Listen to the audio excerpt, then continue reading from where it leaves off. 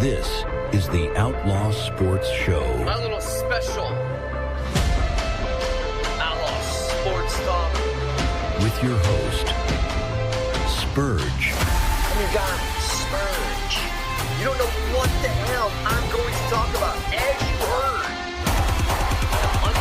Unapologetic, unfiltered, raw.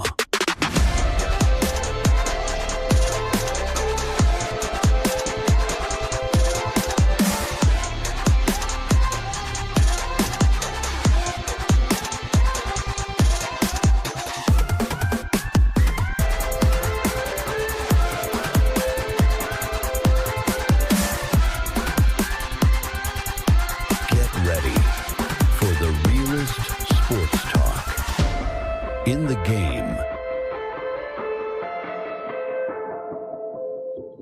What's up, everybody? Welcome to Outlaw Sports Talk with your host.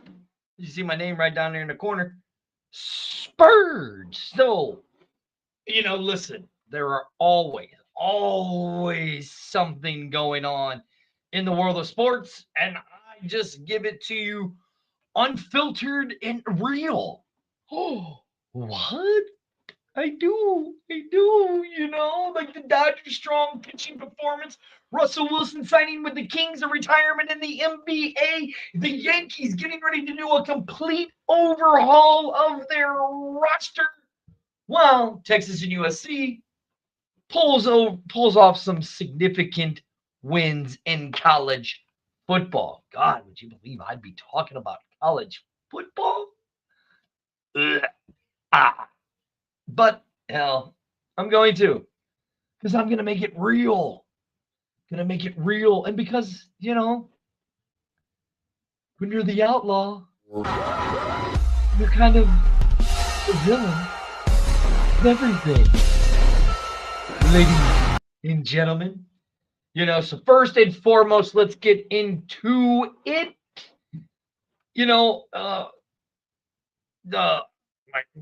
I was supposed to have my co-host on Thursday nights, Arlington, because Arlington's a huge basketball fan. I don't know where the hell he is, but he's not here. But you know what? First, we're gonna I'll give Arlington a few minutes before he gets here, but we're gonna go to baseball's hot takes.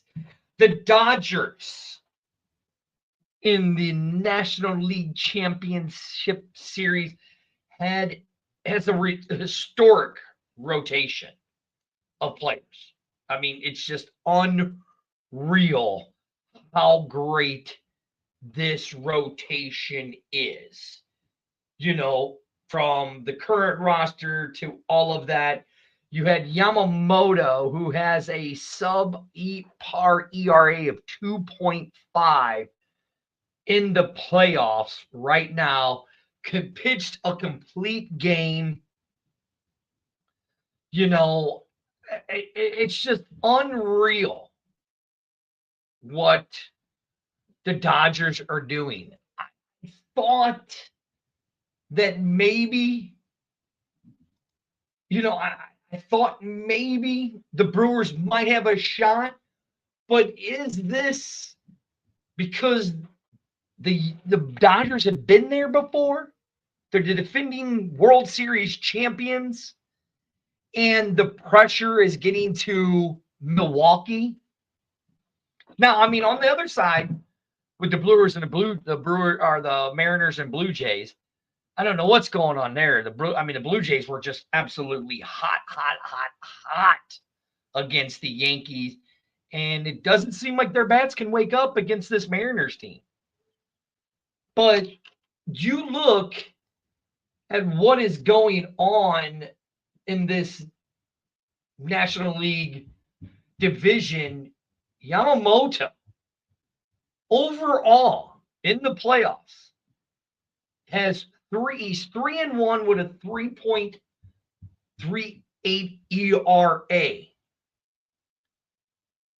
Unbelievable for a young pitcher just playing. in his first chance to go to the World Series.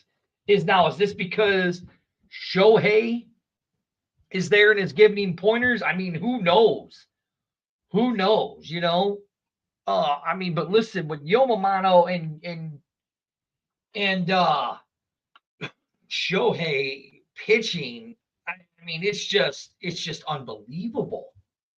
Unbelievable what they could do. I mean, you look at the game yesterday and how the Dodgers just kind of owned it.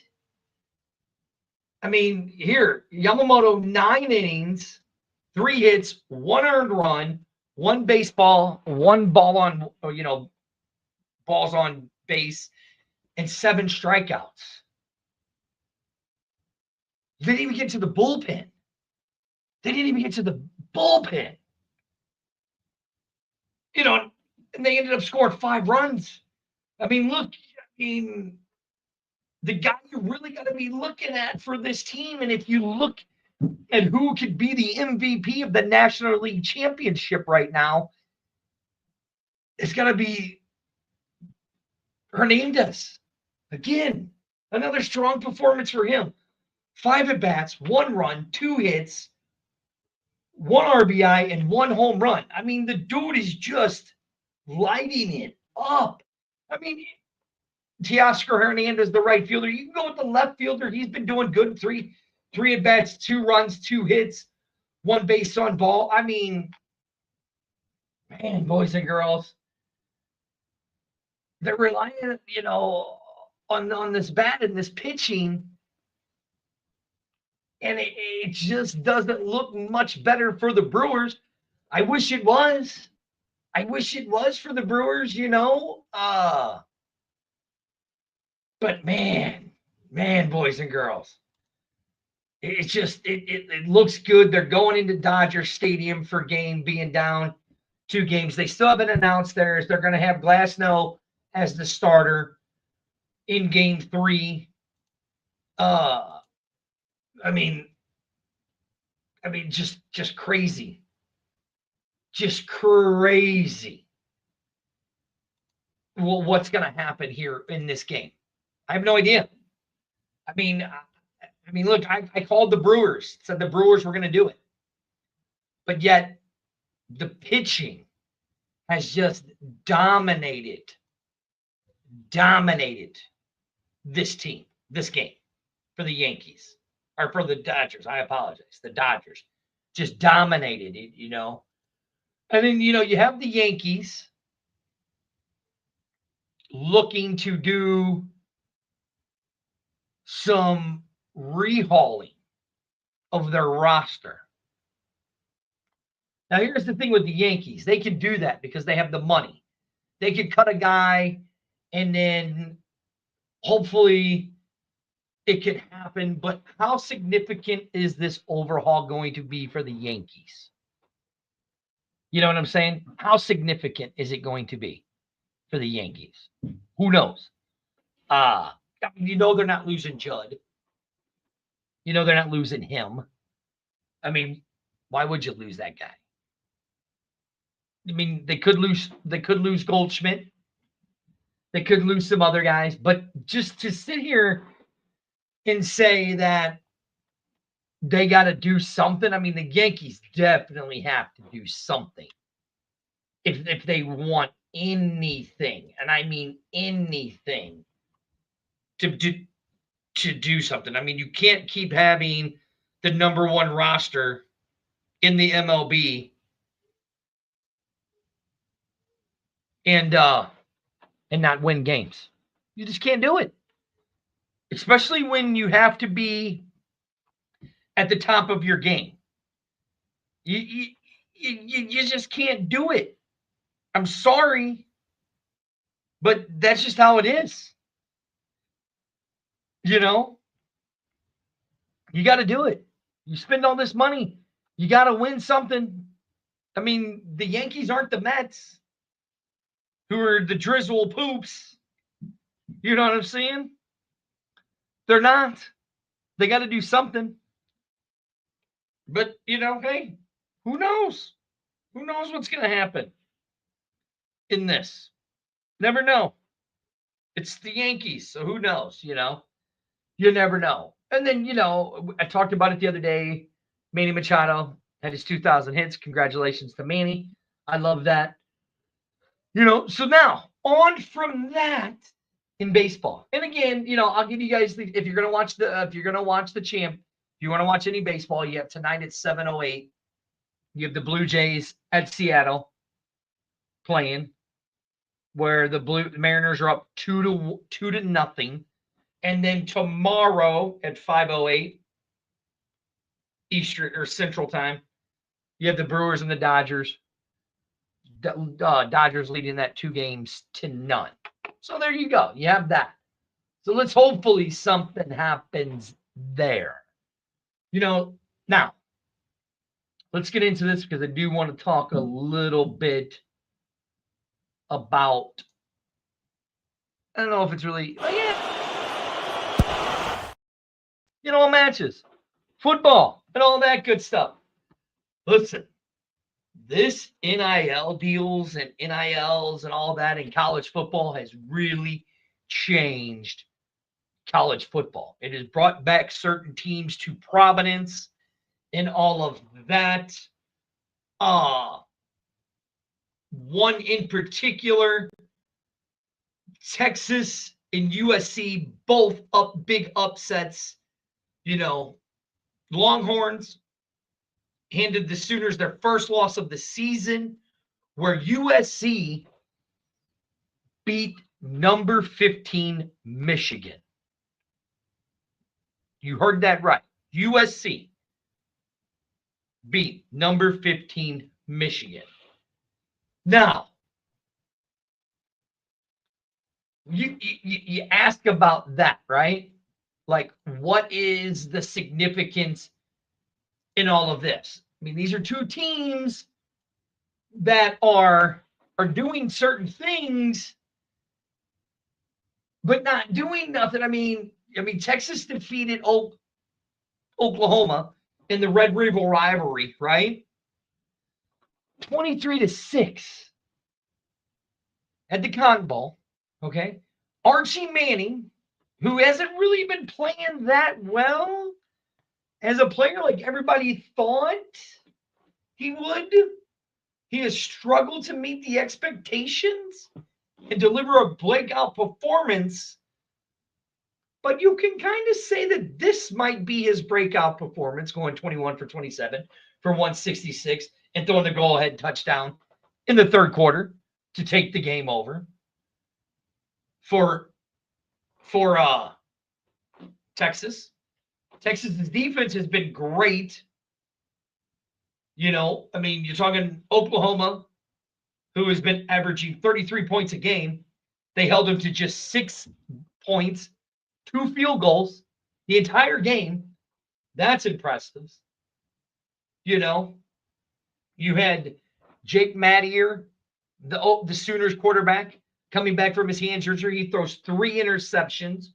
They weren't able to find the end zone. And social media was having a field day with this, screenshotting and all that. Now, mind you, Oklahoma is coming back.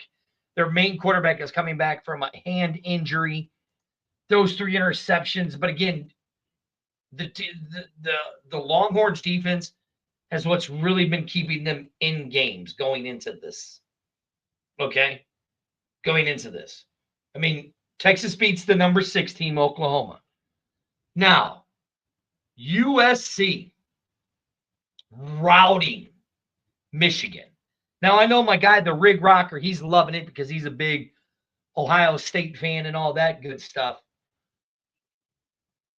But they routed them 31-13. 31-13 against the number 15 team in the league, in all of college football. Right? 31-13. You have the walk-on, King Miller, rushing for 158 yards and a touchdown. their head coach, Lincoln Riley, could, even coaches have statement wins in statement games, right? Even they have it. Is this Lincoln Riley's statement game? Because it puts the Trojans at 5-1. Okay. The head coach had a great performance with his team. And he's been criticized for not winning these games. And yet his team comes out and puts up 31 points against the 15th ranked team in the nation. Now, they take this into next week against Notre Dame, who is the huge UFC rival. Everybody watches the USC in Notre Dame game. So now with the way that USC is starting to play, this brings into question the long-term future for this historic rival. I mean, this is a big deal, a very big deal for this team. I mean, and then and again, let's not talk about this. There's another team out there on the West Coast that's playing really, really well. And who would have thought that this team is playing as well as they are? I mean, for basketball, we knew that they were a great team in basketball, right? But UCLA, University of California of LA, have been playing very, very, very well as of late, winning 2 in a row against 2 good teams. Penn State upsets Penn State in a shootout, 42-37. After the firing of their head coach, they fire their head coach, and then they go out and they beat Penn State.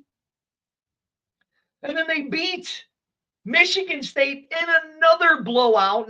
The first game was a showdown. Very close game between those two. But then they beat Michigan State and dominate Michigan State 38-13. Now, here's the question you have to ask yourself. They play Maryland in this next game, right? They have the interim head coach going right now. I can't find his name, so I'm not even going to worry about it. It's the Outlaw Sports Show. I don't really care if I find the guy's name. But he's doing a damn good job out there in UCLA. The defense have stepped up. They've improved their execution on their offense. So now you have to ask yourself, what does this mean for the Bruins? Now, mind you,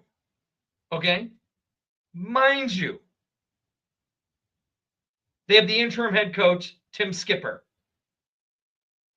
2 of their head coaches. I found it, right?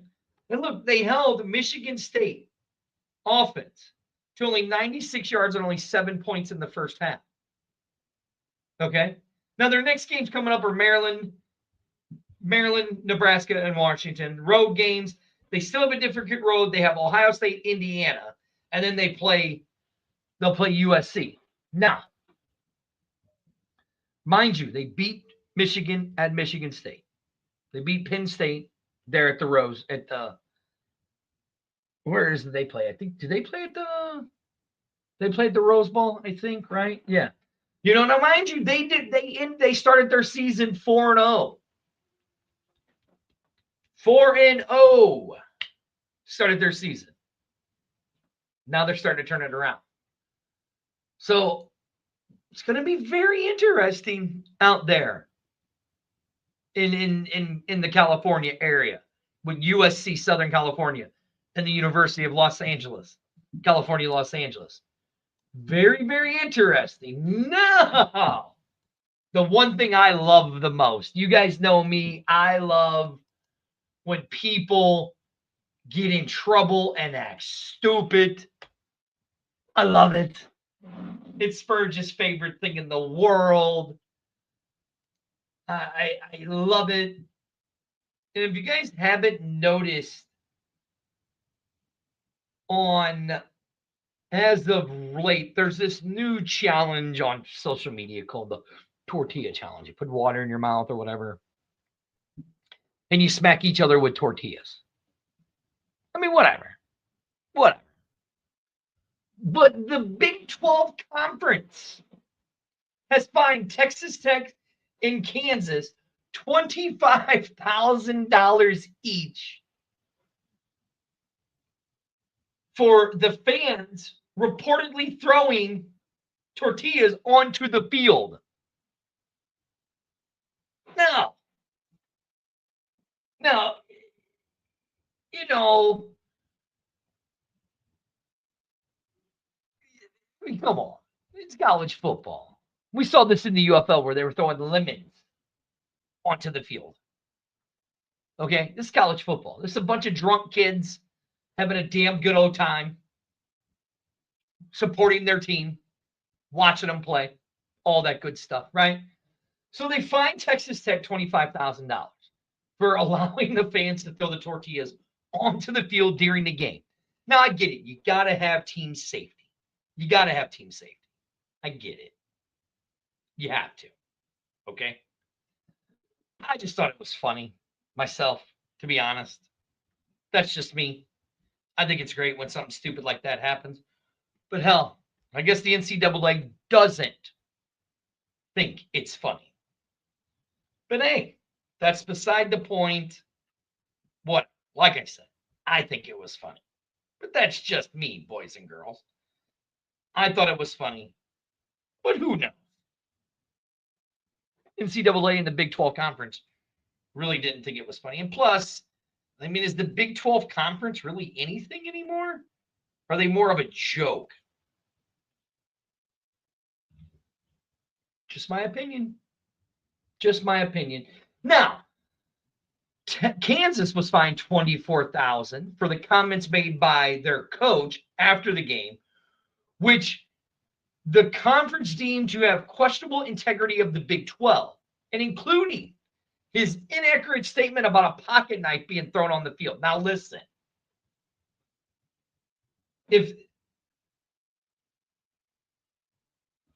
Listen, Andrew, I don't know. I mean, maybe it is a tortilla. What's a tortilla going to do to hurt you? It ain't going to hurt you. It ain't going to hurt you to throw a tortilla on the field. You know what I mean? But hey, whatever. Now, the Kansas head coach, Lipopol, said that there was a pocket knife thrown on the field. And then after things were looked and all of that stuff, apparently there wasn't a pocket knife. And so that's why he got fined. And then he got fined over the reasoning, or he got fined because of his comments about the Big 12 Conference. I mean, listen, Big 12, you play for Kansas, that's your conference. Should you really be blasting them? You know, saying that they were they didn't have enough security to enforce the policy of throwing objects on the field, even though the tradition was met with penalties during the game. You know, I mean, come on. If it is your tradition, why are you getting mad? And why are you going to make something up? It just doesn't make sense to me. Why are you doing it? So both teams got fined $25,000. To be honest, in this day, in the NCAA and college football, does that really even matter? No, it doesn't. Because they have the money. You know, now, wow, my show's going by fast today, boys and girls. I love it.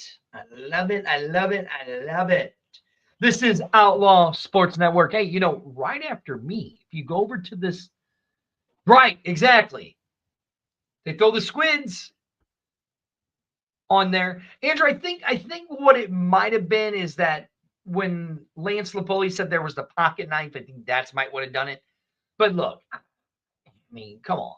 If this is a traditional thing, let it go. Who cares? I mean, you don't see the NHL finding the Red Wings. You don't see the NHL finding teams when a player scores a hat trick and everybody throws their hats out like an idiot. I wouldn't throw my hat out. I've been to games where Brett Hall scored a hat trick. I didn't throw my hat out on the ice. I mean, I get it. If it's a traditional thing, don't get angry. But again, it's the NCAA. Who knows? They don't even know what the hell they're doing anymore. You know what I mean? They don't even know what the hell they're doing. I mean, that's just it. You know? But who knows? But now, since he's not going to join me, I'm going to talk about it. Oh, by the way, right after me, if you pay attention, there's this little women's show called The A-Team. They'll be on their page over there at Pro Football Alliance. The A-Team. They'll be doing their show. Right, exactly. Hats are expensive. I mean, let me tell you guys something right now. You know what? I'm gonna do this. I'm gonna tell you guys something right now. Let's try this. Because I can already tell you. She would say no. She'd say I was an idiot. Well, let's find out. Let's see if she answers. She hasn't really been answering me lately. I think she's mad at me, guys. I don't know why. But hi, baby. I have a question for you. Okay. I'm live on the air. Okay. Now you heard about? I was just talking about how Texas and Kansas got fined $25,000 for throwing the tortillas on the field, right? Andrew brought up a point that, in hockey, if you score a hat trick, you throw your hat, right? I have a lot of hats, do I not? Yes. Would you get mad at me if I threw a hat out onto the field, onto the ice in hockey, with all the hats that I have and how much I've spent on them? No. Oh, yeah, that didn't help me. You'd want me to waste $45 throwing it onto the ice. I mean, you ask me where your hats are all the time, so. I know they're all down in the studio. Sweetie, while you're on here, give a cheap plug to your show real quick. Yep, tune into the A-Team show at 7 p.m. We will be talking with Quincy Workman from the Continental Football League. Good job. All right, babe. Bye. Okay, bye. There you go. So there you go. So she said she'd be okay with it. I can tell you this, Andrew and everybody. I ain't okay with throwing my goddamn hat onto the field, on the ice. Not doing it. Now, here's something I don't normally talk about, boys and girls, but I'm going to do it for the first time because it's some big news that's going on. Basketball shots in the NBA, and one of the biggest things in the NBA going on right now, boys and girls. You guys know me. I love it. I love it. I love it. I love it. Now this is from Fox Sports PH, ladies and gentlemen. I love it. Now, some of you guys might know there's this little basketball player in the NBA, right? He's got an interesting name, to say the least. To say the least, he's got an interesting name. But apparently,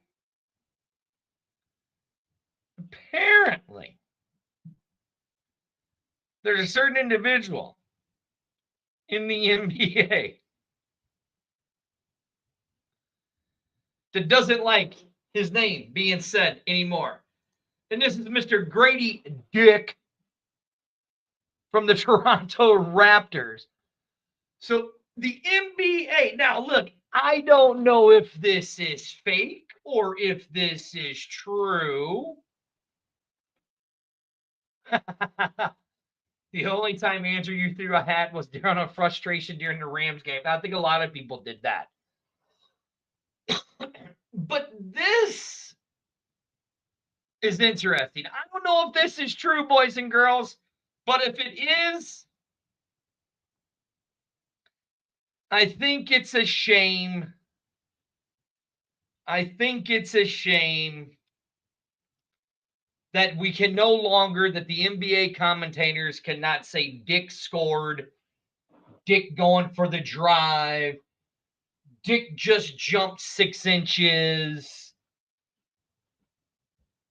I mean, look, the announcer, Big D in your face. I mean, come on. Come on. Are you really that upset? Are you that upset? Your ratings have been dropping in the NBA. I can guarantee you this right now. If you put this game on with Mr. Grady Dick playing, and it was on the primetime game, screw LeBron, screw Steph Curry, screw all of them. You could say Dick, and he's running out the clock. Dick beats him off the dribble. I mean, come on, man. I'd be watching I'd watch all 82 games of the NBA and the Toronto Raptors just to hear the word Dick being said on radio. Now, mind you, that is not what they're saying. They're saying dicks, because that's how you say that word. But apparently the NBA commissioner is telling the commentators to now say Grady instead of Dick. Mind you, if they were saying that word, I would be watching it. But they're not. They're saying dicks. Okay? That's like if you have somebody who spells their name C-O-K, you're not calling it cock, you're calling it cocks. This is what we're really worried about. You want to boost your ratings? Put that up there, because I think it would be hilarious and people would love it. I think it would just be absolutely hilarious. I mean, the comments are just unreal. It says, Dick shoots and then he dribbles.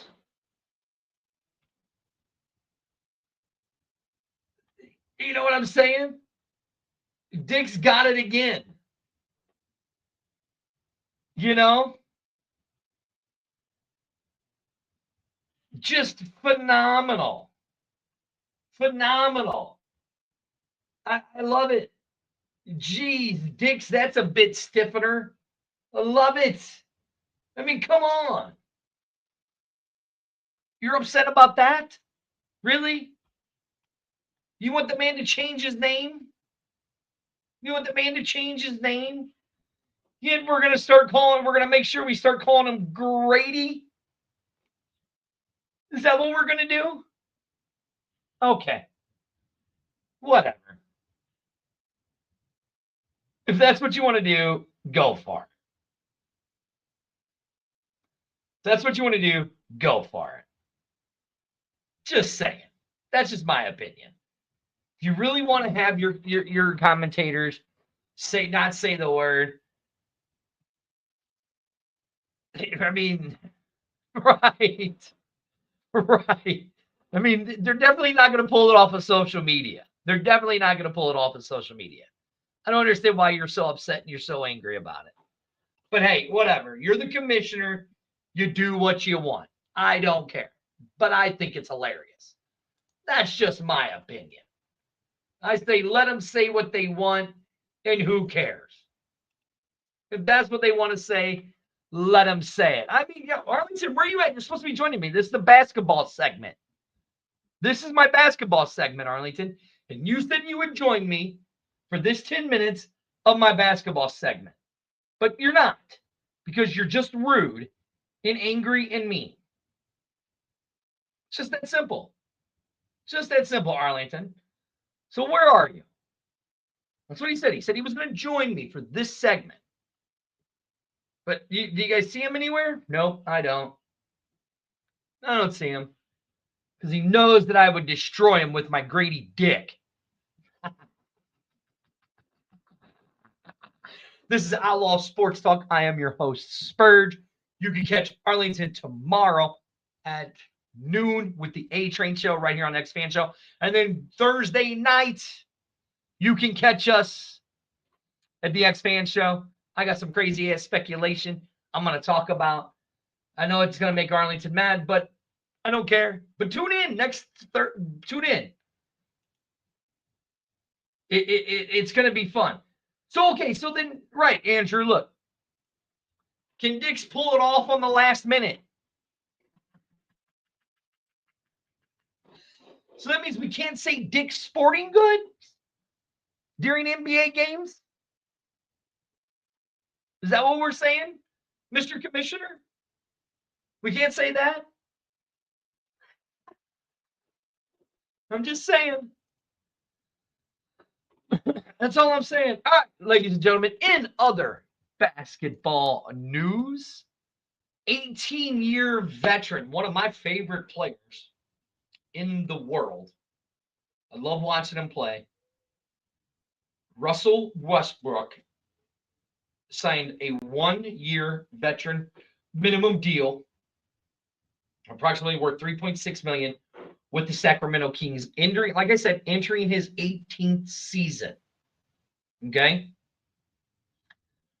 Westbrook played for the Denver Nuggets last year. He is now joining his 17 in his 18-year career.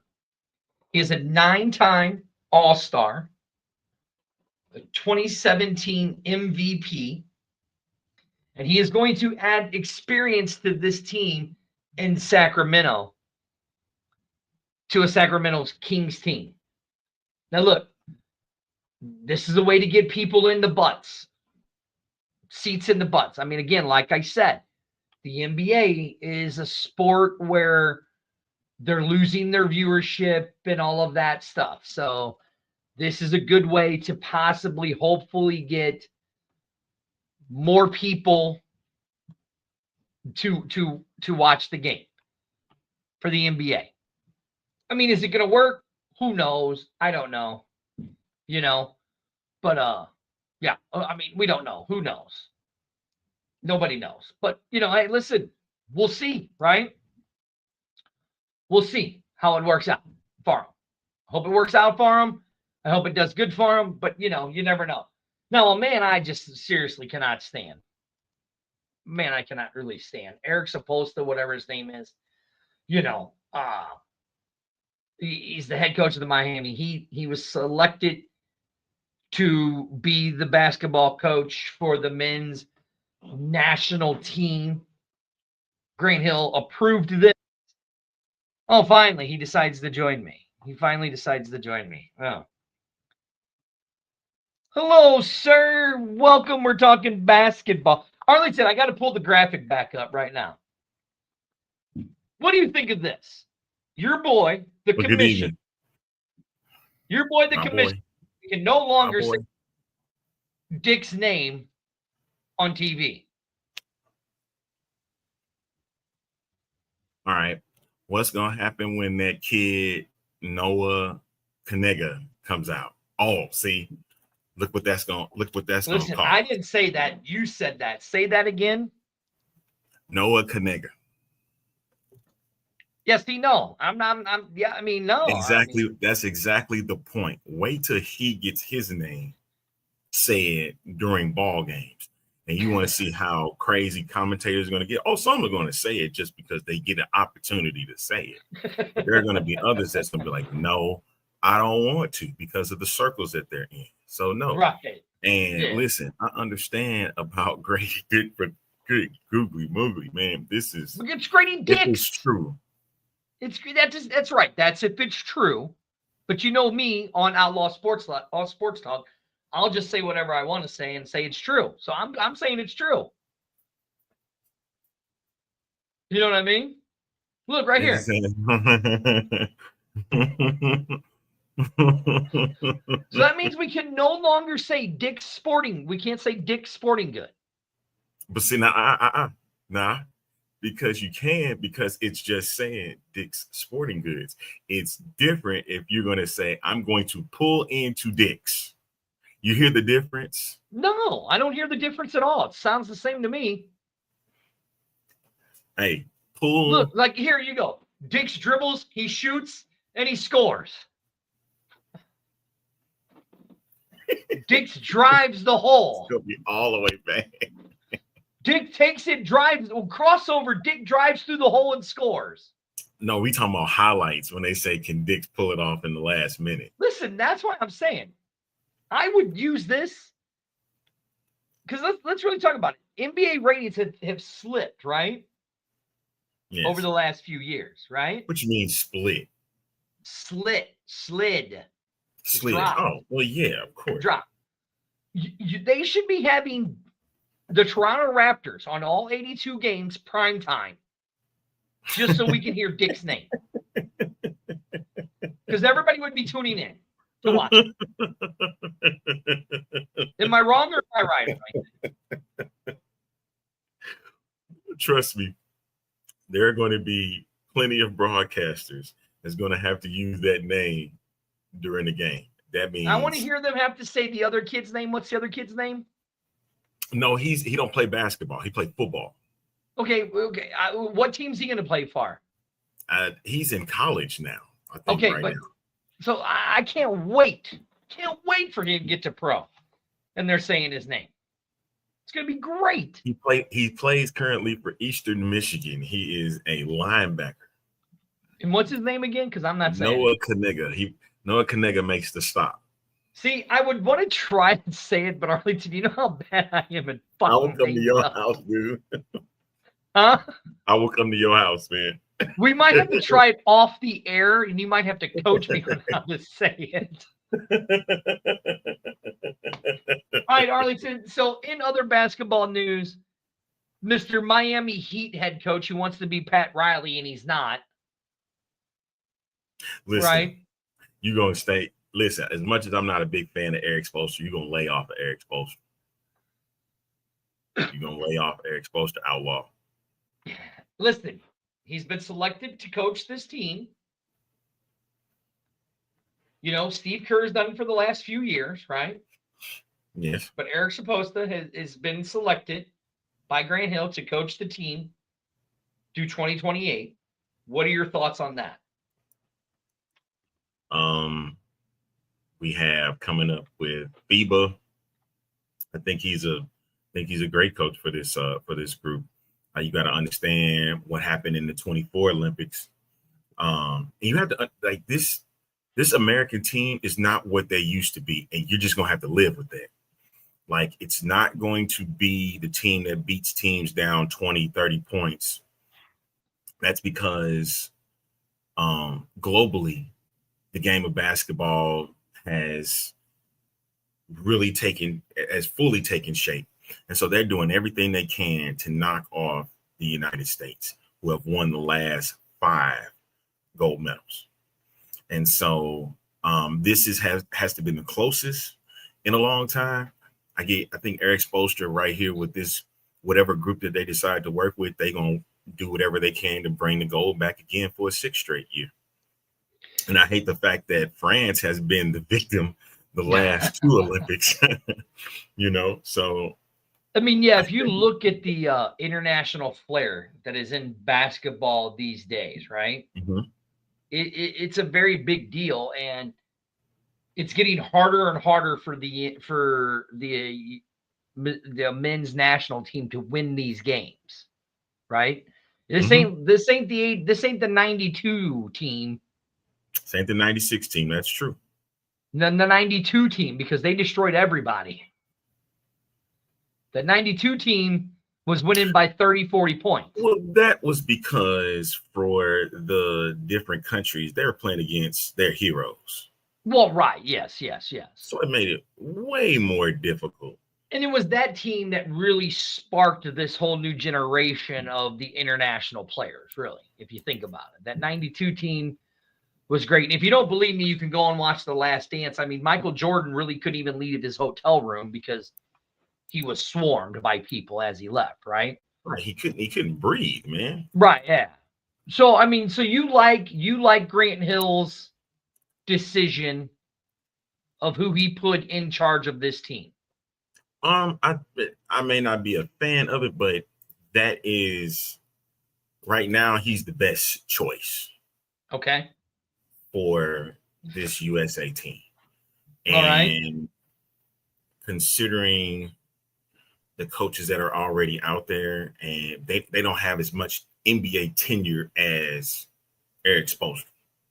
Okay, makes sense. All That's right, just my opinion. Yeah. So, okay. If that's what you're saying, mhm. you watch basketball more than I do. I get it. Yes. I can't get behind the only other person that could do it, but I don't think he can do it right now. I think if he continues coaching in the NBA, he could get to that stage. Is Jason Kidd. Okay. All right. Okay.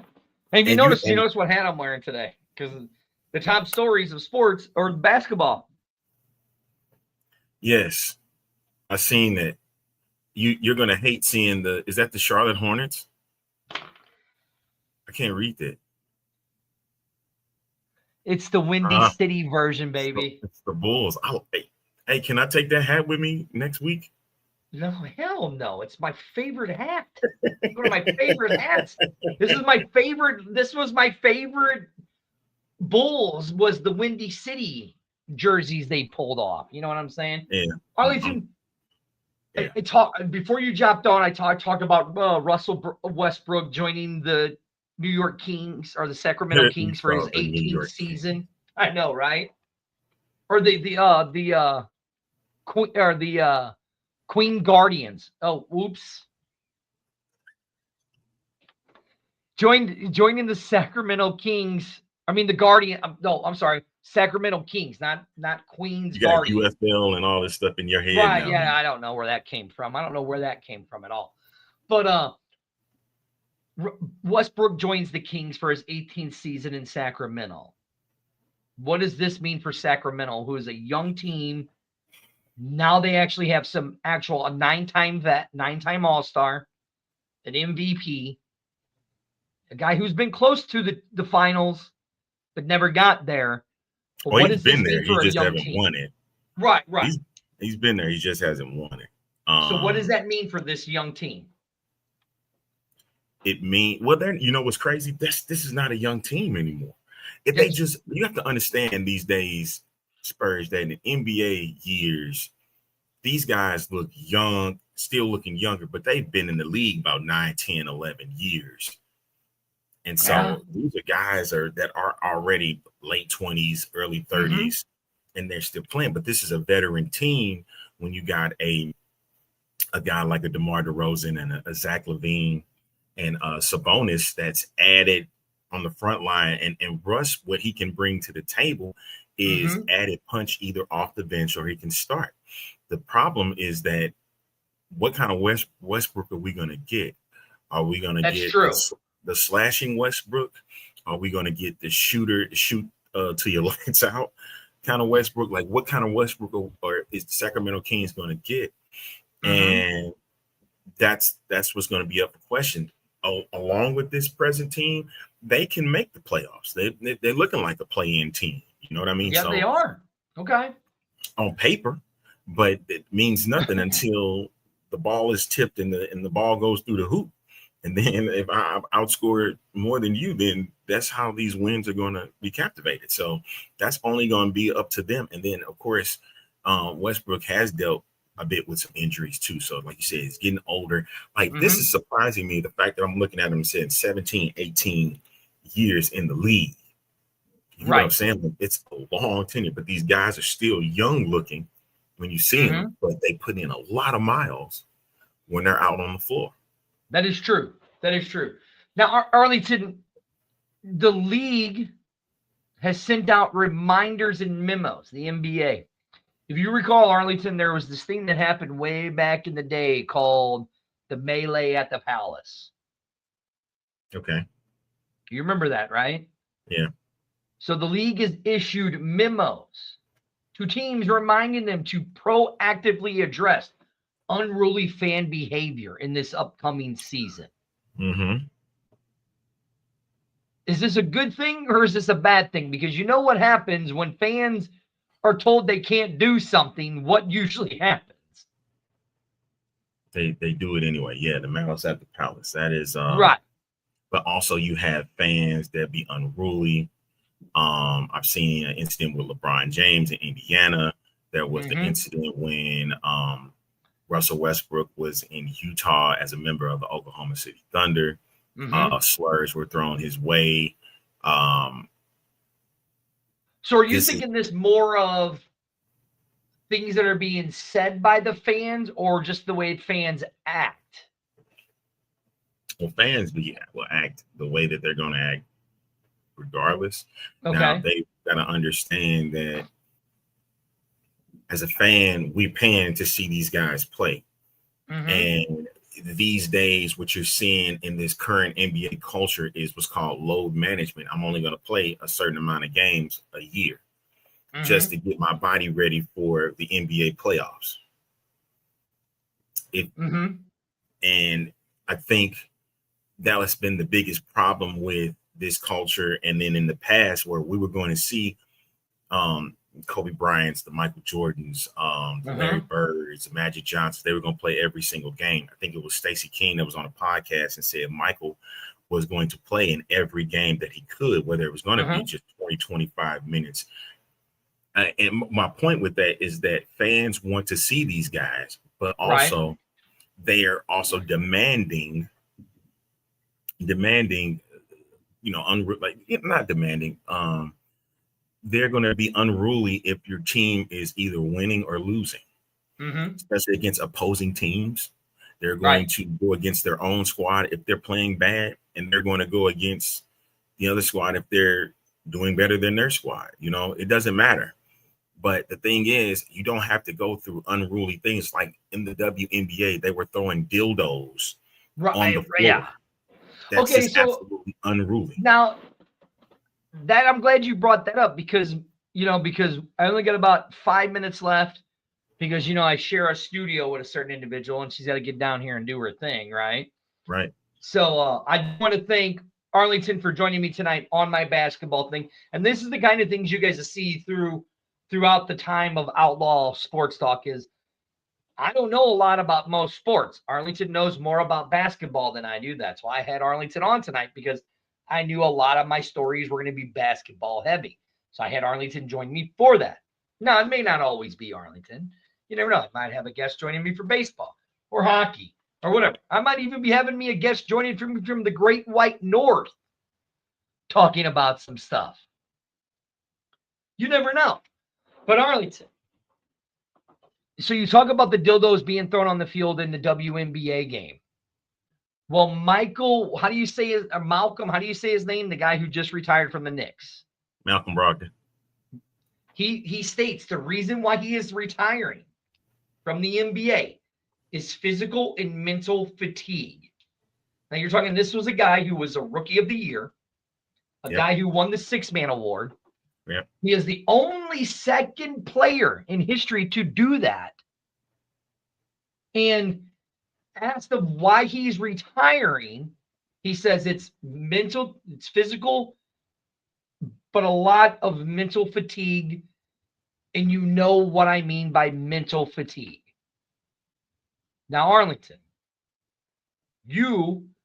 I kind of have an idea because of the stuff that we've talked about in the NBA, right? Where it's predominantly a bunch of black players going into a bunch of white arenas and stuff is being yelled at them, right? Like I can only imagine the stuff that's been yelled at LeBron. Now, Arlington, you know how much I am about mental health and all of that stuff, right? As a fan, knowing this guy, now you don't know for sure, but what do you think his mental fatigue was from? It depending in the cities he played in, they were rough. You playing with New York, Indianapolis, Milwaukee. Those are cities that are upper Midwest. They diehards. They love, or in this case, the East Coast. They are rough. Those crowds are crazy and rough. And if you're not doing what they're supposed to do, or what you're supposed to do, you're going to get vitriol for it. And if he's tired of it, it's mainly that reason. I'm not going to sit here and say it's mostly racial, but that's what it leads to because of the culture of the league right now that is mostly European and black. And Right. I'm gonna throw this out there before you go. Watch what happens with Cooper Flagg of the Dallas Mavericks. Oh, yeah. Well, one more thing before we go, because I got 5 minutes. Well, I got like 30. We got about a minute left. A big blow to the Indiana Pacers. Halliburton's out. He's not playing at all this season. He got injured in the NBA Finals. In Game 7. In Game 7, where you had said if he would not have been injured, you said it on the A-Train show, they more than likely would have won the NBA Finals. How big of a hit is this for the Pacers? How big of this is a hit for the Pacers? It's a big loss. It's a big loss. This is your guy that got you to the finals. Mm-hmm. And so it's going to be tough for that Indiana Pacers team to get back, as for any team, even the Oklahoma City Thunder. It's going to be tough to go back-to-back. It's going to be tough for you guys to say, hey, we're repeating as Eastern Conference champions as the Pacers were. So it's a big blow. They're going to need all hands on deck if the Pacers want to get back to the NBA Finals. So you're going to have to find ways to get scoring and assist without Halliburton in the lineup and shots. Yep. All right, Arlington. I'm getting eyeballed by a certain individual. All right. You know who that is. But thank you for joining me, Arlington. I will see you Thursday. Give a plug to the A-Train show real quick. A-Train show Thursday, 12 o'clock. X-Fan show, 7 p.m. With some crazy speculation. Guys, this is it for Outlaw Sports Talk. I am your host, Spurge. I will see you guys next Monday. Hey, again, make sure you go over to the A-Teams page. Tune into them. They have Quincy Workman on their show from the Continental Football League and the Texas Syndicate. Other than that, I will see you guys next week.